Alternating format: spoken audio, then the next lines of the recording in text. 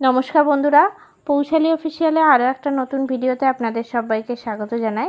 আমার আজকের রেসিপি ঢ্যাঁড়সের ঝাল। এই সময় বাজারে প্রচুর পরিমাণে ঢ্যাঁড়স পাওয়া যায়, আর গরমকালে কিন্তু ঢ্যাঁড়স খেতেও খুব ভালো লাগে। আর আজ আমি তৈরি করেছি ঢ্যাঁড়সের ঝাল।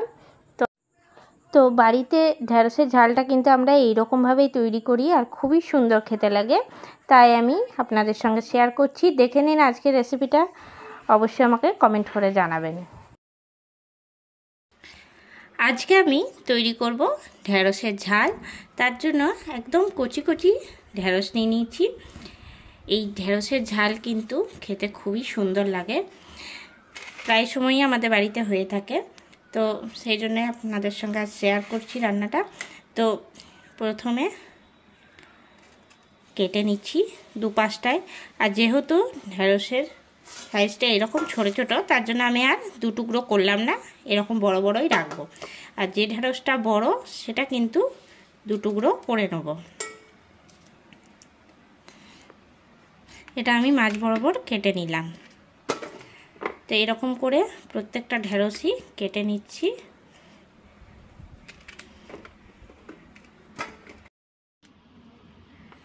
বাড়িতে থাকা জিনিস দিয়ে কিন্তু এই ঢ্যাঁড়সের ঝালটা খুব সহজেই তৈরি করে নেওয়া যায়।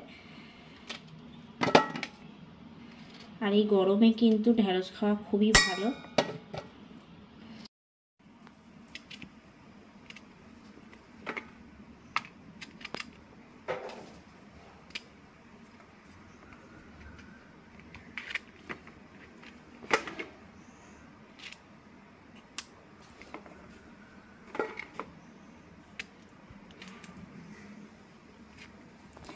ঢ্যাঁড়সটা কাটার আগে কিন্তু ভালো করে ধুয়ে নিয়েছি।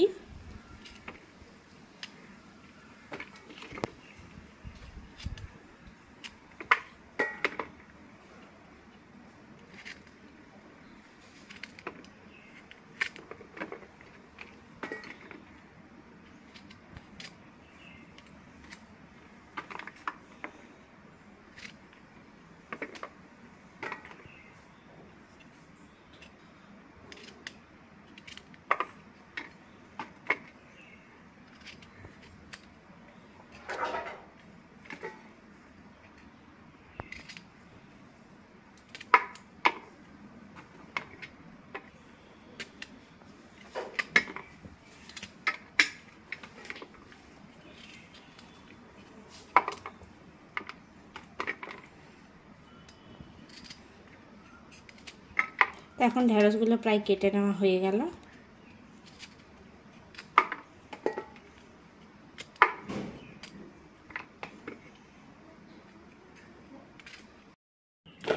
এখন আমার সব ঢ্যাঁড়সগুলো কেটে নেওয়া হয়ে গেল। কড়াই চাপিয়ে নিয়েছি। কড়াই সবার প্রথমে দিয়ে দিচ্ছি সর্ষের তেল।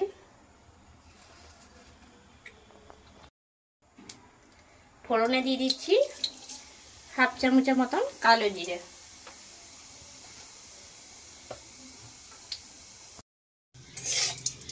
তেলটা এখন খুব ভালো মতন গরম হয়ে গেছে।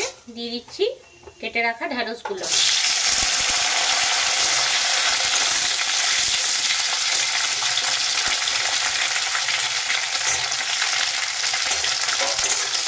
নাড়িয়ে নেবো।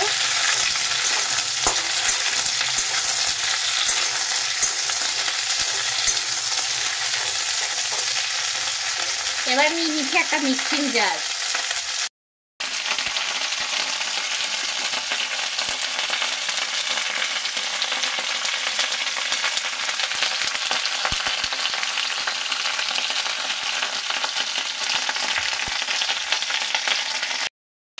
নিয়ে নিয়েছি মিক্সিং জার, আর তার মধ্যে দিয়ে দিচ্ছি 1 চামচ কালো সর্ষে,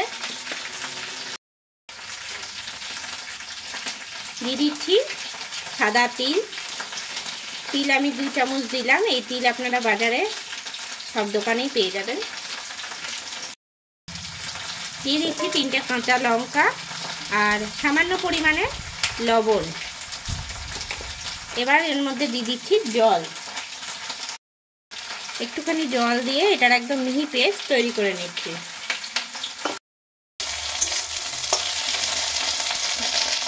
ঢ্যাঁড়সটা এখন বেশ কিছুক্ষণ ধরে নাড়াচাড়া করতে করতে ভাজা ভাজা করে নিয়েছি। দিয়ে দিচ্ছি লবণ,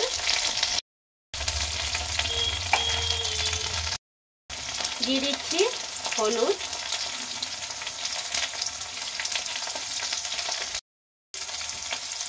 দিয়ে দিচ্ছি 1 চামচ লঙ্কার গুঁড়ো। নাড়াচাড়া করে নেব।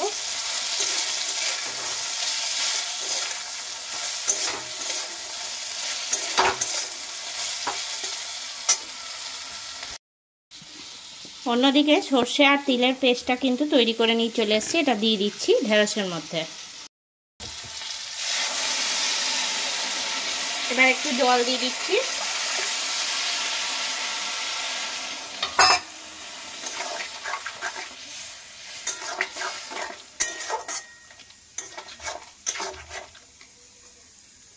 আর একটু জল দিয়ে দিচ্ছি।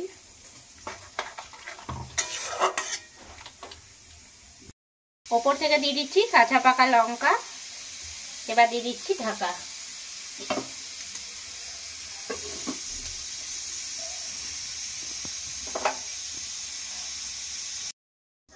আবার আমি 10 মিনিট পরে ফিরে চলে এসেছি আর ঢাকনাটা খুলে নিলাম।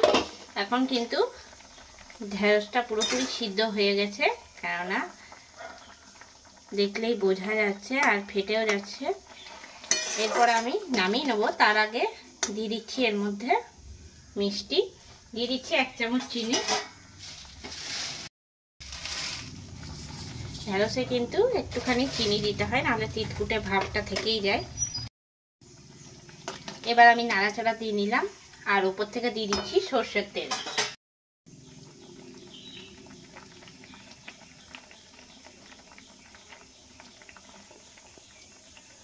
এবার আমি নামিয়ে নেব।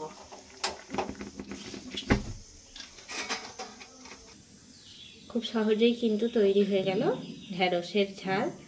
তা আপনারাও বাড়িতে কিন্তু এইরকমভাবে একবার বানিয়ে দেখবেন, খুবই ভালো লাগবে।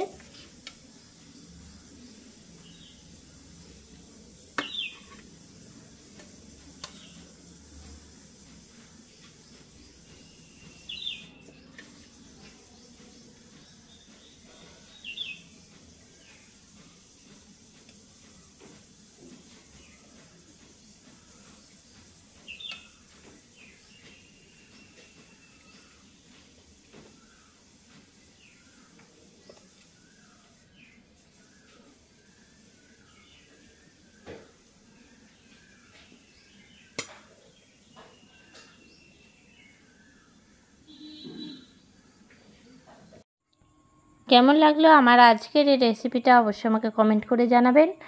আজকের এই রেসিপিটা ভালো লেগে থাকলে লাইক করবেন, শেয়ার করবেন। এই চ্যানেলের নতুন বন্ধু হয়ে থাকলে চ্যানেলটা অবশ্যই সাবস্ক্রাইব করে দেবেন। পাশে থাকা বেল আইকনটা প্রেস করে রাখবেন সবার আগে নোটিফিকেশন পাওয়ার জন্য। আরও নতুন নতুন রেসিপি নিয়ে হাজির হব। সঙ্গে থাকুন আর দেখতে থাকুন। সবাই ভালো থাকবেন, সুস্থ থাকবেন। ধন্যবাদ।